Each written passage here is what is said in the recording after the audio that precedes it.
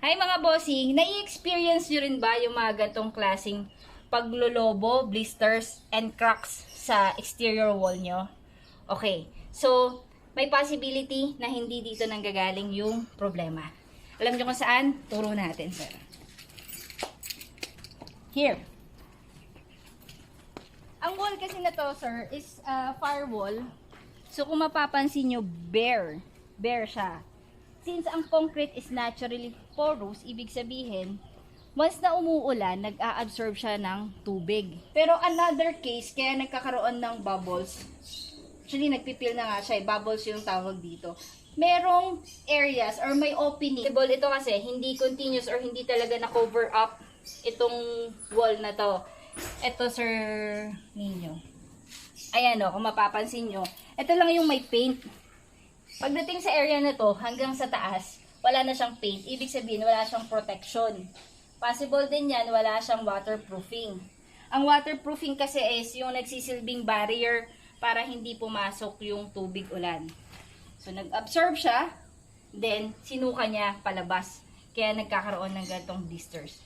Then later on, pagka palaging nangyayari yun, ang tendency niyan, magpipeel off na yan. Katulad nito.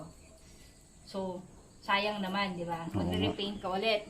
Ang isa mo pang problema dyan, yung integrity ng wall na to, since nakakasipsip siya ng tubig, every now and then na umuulan, kahit na i-repaint mo to, naapektuhan na yung integrity or yung tibay ng concrete mo. Ngayon, kung tatanungin niyo po ako, kung anong solusyon sa mga ganitong klaseng blisters, so scrape mo lang siya, meron tayo dito.